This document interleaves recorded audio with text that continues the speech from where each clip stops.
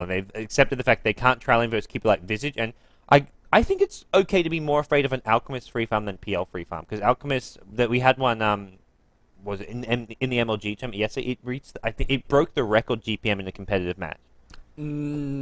Yes, and then I saw the Reddit thread on that. Apparently, they forgot one of like Kel's match on Alchemist, and apparently that is 10 seconds the to highest go. GPM. Not to take anything away from our what was This it? guy also, like, they called 5 GG seconds. right before they were about to kill the tier 4 towers, which would be in a ton of gold. Okay, So he, like, missed out on some value there. not there's PL. You called it Sin's pick Radiant's for pick. a long It may time have been. ago. It could have been the Alchemist if they didn't ban it, though. I think Alchemist is actually free from Alchemist is scarier still. I think I like Alchemist a little bit more than PL here Yeah. because I he defends tower a lot better by himself with Acid Spray, Illuminate, things like trees on the front line. But Yeah, I'm sure it's why TongFu probably banned it. They knew PL was quite likely coming, but they decide, hey, if we ban PL and they go Alchemist, that's a worst case scenario. We can deal with PL. yeah, the big difference between a free farm Phantom 10 Lancer and a seconds free to farm go. Alchemist is that your free farm PL is gonna be dangerous 50-minute down the road. This is also why they don't care about PL. They got their own PL. We'll have the debate a little bit later on, but a free farm Alchemist means you're gonna have a 15-minute Shadow Blade that's ganking your supports. That's kind of the huge key difference, and they'll rather deal with something 50-minute down the road than 15-minute down the road with the free farm. But they're gonna Everybody round it out gets with a set. Zoe Morphling once again. You replicate PL. You have your own PL army. Yeah, you could, I guess. That's huge. I mean, a big If this goes like 50, 60 minutes in, that's going to be like any are going to have insta hexes on that replicate. As soon as it starts replicating, I feel fight like goes bad. a lot of casters and a lot of players, they see like a Shadow Demon or a Dark Seer and be like, oh yeah, I got our PL, but you gotta keep in mind that PL, a big part of his strength is the fact that you can get those replicate. Like if you walk in a team fight with 4 or 5 illusions, you win that team fight. But if you make one illusions, it comes down to chance whether they're replicating or not, which may or may not happen, So we'll see if that one illusion is the hero illusion later down the road. But I don't think TongFu wants to get to that point. They want to have a 25-minute GG where Zoe gets shotgun by then and just start killing stuff. It's sort of like the semi backup plan, but it's going to be the Nature's Prophet offlane. We've seen this. He's been pulled two clarities again. He'll look to be annoying, probably block the pulls early on. It's the Bulldog style Nature's Prophet. You block the pull camp, at least at the 30-second mark, the 1-minute mark, maybe the 2-minute mark as well. Then you go to the jungle because he's going to be completely zoned out by this Rubik, I imagine. We'll actually quickly introduce the lineup here. We're going to see Moo going solo mid with Nick Assassin going for the quick bottle. Up on top of here, XTT on Lifestealer. He's actually going to do okay, I think, up against this fairly weak tri-lane. Visage's not going to do too much against him. I don't think. Weak tri-lane? Yeah, weak tri-lane. I mean, Cuddle, Visage, PL? you just nothing that you can't rage off. Yeah. Right. So Weak in that sense, but like you had tri-lane versus tri-lane, I would put my res on this tri-lane right, they're not every killing day of the week. XCD, so Yeah. So Lifestealer is going to have fairly easy lane. Nice rewarding coming out here from Shauna on the Keeper of Light. But to fully introduce TongFu, we're going to see Zoe on the bot lane here on the Morphling. A little bit of nice pulling. Where's the support here for TongFu stopping this? Oh, looks like Zoe was enough to stop this himself. Shanshan is going to be playing the... unfortunately, Shanshan re-pulled it. He's going to be playing on the Rubik. Nice telekinesis back just to stop the creep equilibrium. And last but not least, looks like we have ZSMJ in the jungle playing Chen. From Dusa to Chen we go. This is like the... Times are changing. Times with, are changing, yeah. Chinese Dota. But we'll see how ZSMJ does. I mean, he's been playing this support role for some time, and it does seem to be the role which he's going to be just playing from here on out in the Dota 2 scene. So we can forever remember and honor his carrying abilities. His record has still not been broken yet. Has stand the test of time. His record? It's 522 CS or 722 Oh CS. yeah, the Deuce. In 55 You think? minutes.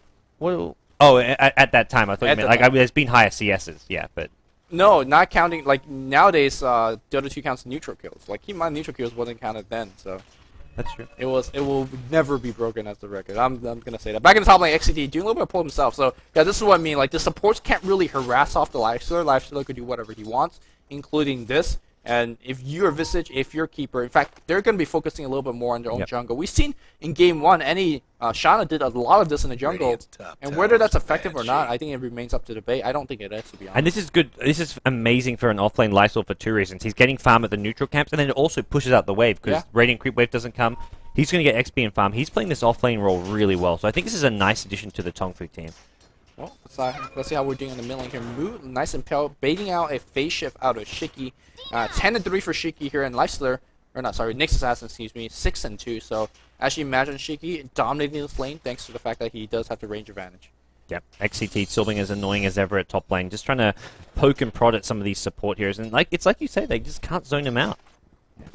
I mean, once Leisler gets himself phased, we look towards him actually going for a couple kills, especially on the weaker support like Keeper of Light. I don't think Keeper of Light is actually going to go into the lane for that reason alone. Back on the bot lane, how's Dragon been doing? Unfortunately, I misread the character. Lumi confirmed Chinese. Fake Chinese. Yeah, fake Chinese. Fake Chinese. He's blocked every pull. He's blocked every pull so far, and he's going to do so again at 3 minutes. I know Ice had a fantastic Prophet video where he explained how you can do this and be annoying. And like for the first 8-9 minutes of the game, he blocked every single pull camp, which against some supports really hurts. Against a Rubik Chen, I feel it's not as big of a deal though. Yeah, Chen just says I could just. Yeah. Rubik says I could just jungle the Chen, which they could be doing. And that Rubik's as well. not like as level dependent. If it's something like a Nyx Assassin or something that you're keeping level 1, it's a big deal. But Rubik, you're going to have a slow level 6. Sure, it's not ideal, but it's not the end of the world. There's a smoke gang coming on the mid lane here. It's going to be against Shiki and Puck, and to be honest, I really don't think this is going to work out. Or do they go top?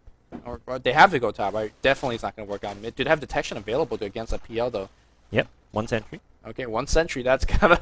That one sentry's got to do a lot of work. It doesn't have to do any work at all, actually. What's that? Who needs sentry ward? Damn. This is so next level. He hasn't actually got his next point. This is what. This is a somewhat common build when you're in that state. They put the sentry down anyways. No. Yeah, he's gonna be dead. I think. Where's the Fable? Where's the Fable? There you go. Looks like XTZ's gonna draw the first one. Value sentry. They de-ward with it. We need it for doppel walk. They just want to de-ward, but I actually am favoring the doppel walk less build.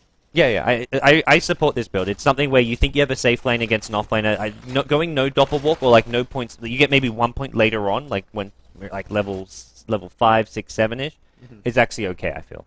Yeah, double walk's actually fairly important for PL in the mid game for farming because moving from camp to camp while having another illusion in the jungle is actually a big deal. But in the laning stage where you don't really need a double walk or have the mono support the double walk, no reason to have it right now.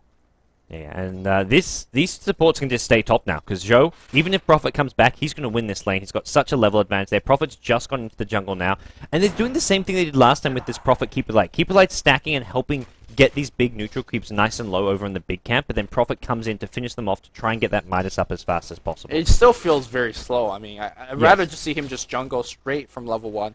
At the same time, we are not seeing his effectiveness on the scoreboard in the sense that he's denying a ton of farm to the Rubik himself. You see that Shanshan only level 3.5 despite having the gank up top. Looks like we're going to see a little bit of return game. They're going to go back to XCZ. No. A little bit of miscommunication. No. It was fully on top as Will is going to get focused. They still don't have Windwalk on ZZZ. He's dropping low. One more hit's going to do it, and ZSMJ picks up that kill as well. Tri-lane decimated up top. Zoe free farm back in the top lane. Mid lane looks like they're going to go for a kill against Shiki. Shiki dropping low to a couple illusions. Moo being kind of lasso back in here. Oh, Orb. That was a mistake by Puck. That was amazing by Moo. I mean, well played by Moo, but that was a bit of a mistake coming out from the Puck there. That orb. Oh man. That was a little bit sour, to say the least. Well then, every single lane won by TongFu. Every lane won by TongFu, 100%. And this is the problem. Like Zhou gets this early game support and then gets left solo. Who do you actually send down there? Sure, Prophet can go down there, but he's going to farm faster in the jungle than against Zhou. Zhou can just last hit as well as deny almost everything here. It almost feels like do you send the COD or PL? If you do that, then the supports rotate back. But this is just going to be a tri-lane top now from here on out for some time. They're just doing so well against this PL. I think your question of like who you're going to send against Zoe, I don't think any had that particular question in mind. I think what they wanted to ask is who you're going to send up against us because we have such an amazing tri-lane, at least defensively, to repel against any type of gank attempts. But that never happened. PL died twice in this particular team fight. XCT, or particular lane. XCT's got his phase boot, and he is very, very self-sufficient. And Chen, as well as Rubik, is just ganking all over the map. All of their ganks has been extremely effective. And Shiki, the one kind of shining hope that you imagine will do well against Moo, has died once or twice in the mid lane. So really, TongFu is dominating every single lane. And now that they've got this huge advantage, the supports go back to the jungle to farm. They know they don't have to keep applying pressure now. They've won all 3 lanes. If they can just get items and then around 10 minutes have arcane boots on their supports, start building a mech on the Chen, they'll have like a 11, 12-minute Lincolns, then they can start fighting again. They don't have to fight right now because all 3 lanes are already won. Yeah, ZSMJ as well, Shanshan is going to be looking for level 6. The fact that they're playing passive might give Any a little bit of breathing room, but they can't really exert this breathing room in terms of any successful pressure. XTT as well as Zoe are ungankable heroes. Oh, great carapace at mid lane. Yep, and in fact, look at the Vendetta hit, trying to get the kill. Magic Stick back up. Dreamcoat's going to get dropped. Double damage going to activate, and Moo perhaps going to get outplayed back in the mid lane. Shiki answering right back. Nicely played from both of these solo mids. Well, but I mean, Moo just getting a bit too overly aggressive there. He carapaced off the Illuminate and should have just been happy about that, blocked some damage, then backed off. But he pays for it with his life. We are going to see a T1 tower push coming bottom lane. The tower already being worked well away on by Zhou, and this tower gold is what's going to get him the very, very fast Lincoln Sphere. Meanwhile, mid lane, though, this is a more important tower. Getting these mid T1 towers a lot harder to push and a lot more valuable. Yeah, they're going to try to get a deny out of this one. Rubik teleporting in, Fable being activated, but not going to be enough. A lift and toss back from Shansheng. Well, nothing. TongFu not done pushing. Oh, they're going to try to apply a little bit of pressure. Here comes Puck. He's going to walk back. Orb's going to be thrown out. Not really going to slow down this push. They still have the siege unit, and I think they are going to get the kill. Yeah. Chen Creep's easily going to provide enough survivability here. And well, Glyph is up, though, so they can decide and pop that. They're going to do just that.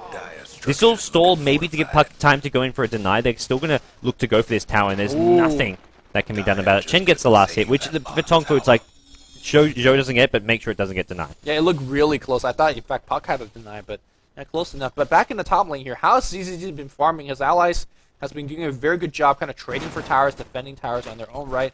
ZZZ's only got 29 CS. In fact, getting out-farmed by XTT. That's not what you want out of your PL safe lane up top. Yeah, and this life stealer with Helm already, so this is going to be like this 11, 12-minute armlet maybe coming out from life stealer here. It's really scary and dicey days for Team NE. Moo is Vendetta up. He's going to find this Keeper of the Light. Doesn't even need the Vendetta damage, but he'll use it anyways.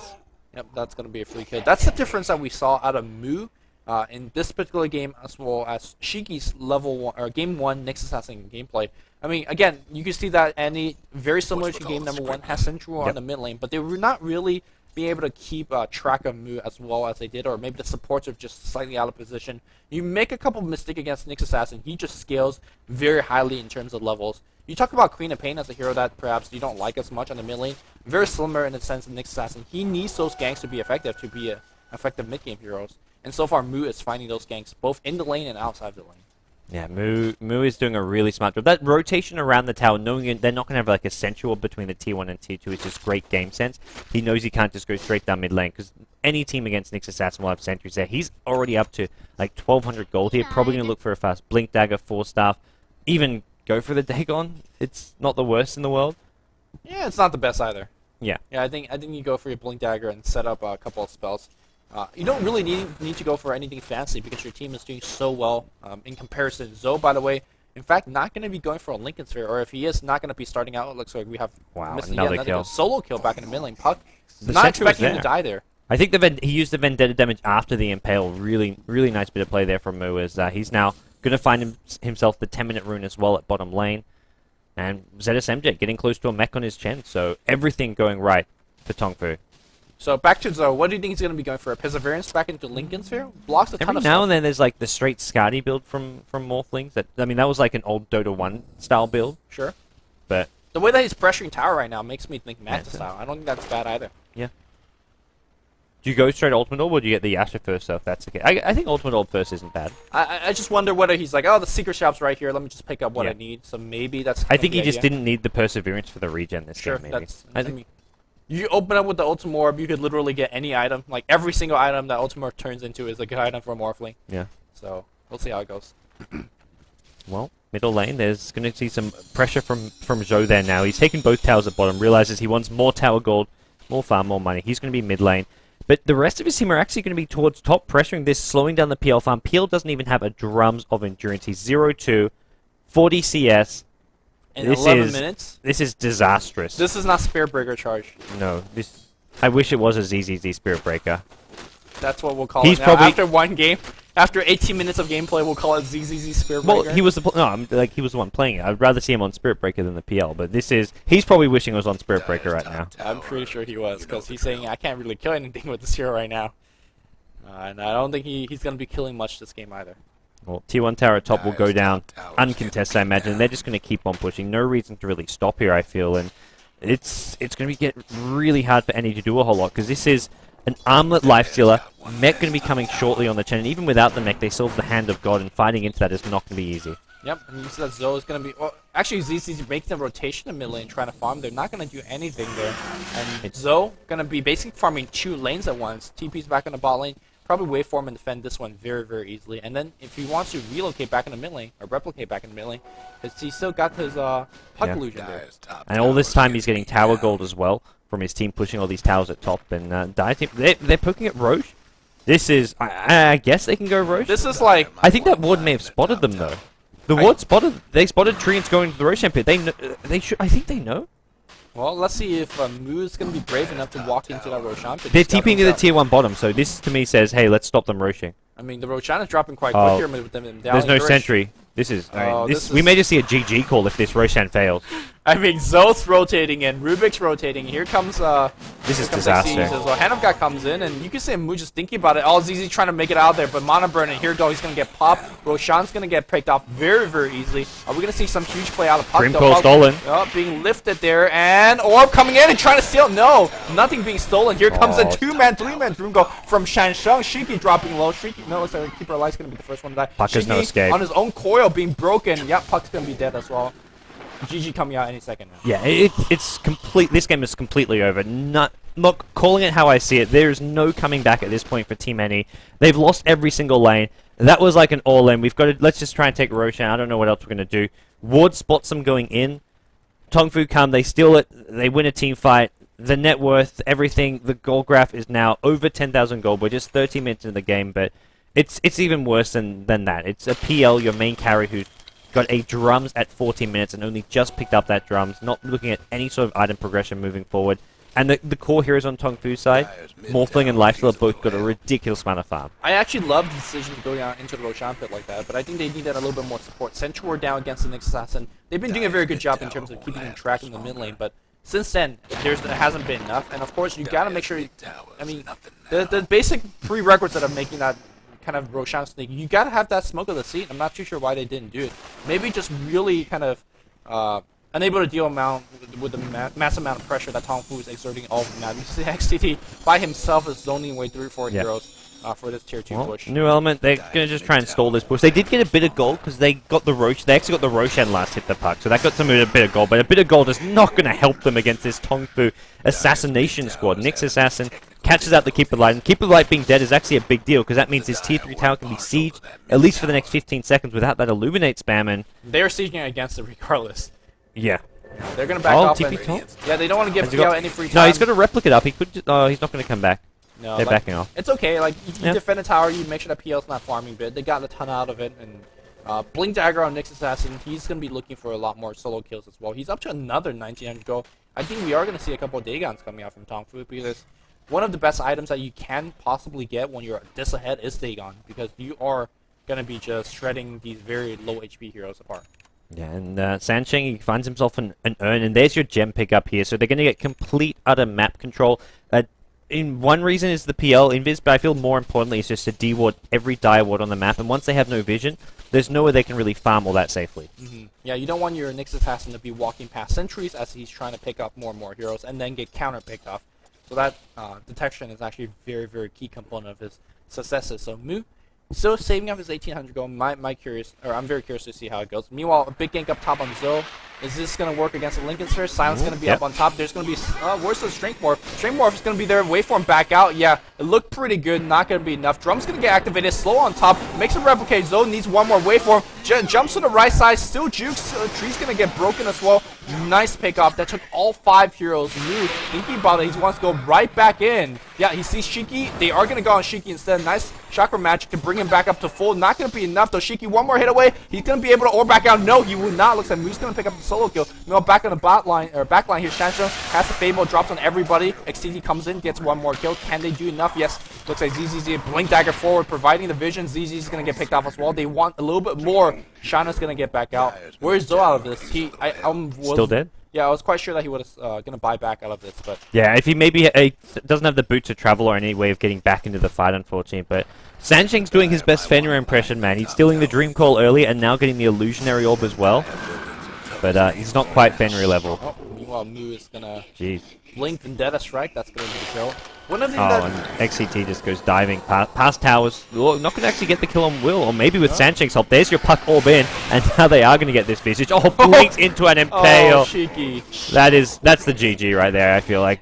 Yeah, there you go. ZZZ calls it. Yeah, one of the big difference between really, really good players on the high level of the game is that they really protect their spells against, for example, a good a good Rubik player. And Cheeky, even though he was able to execute his game, gave away his kind of bread and butter green core, gave away a orb a couple of times. You want to give things away is like a face shift, which wasn't the case. So we saw Sanshang really punish Any for that, and I really think, again, a very uninspiring draft out of Any, and you need something up your sleeve against TongFu. You can't just standard them out, because they're just better. They showed they can win with non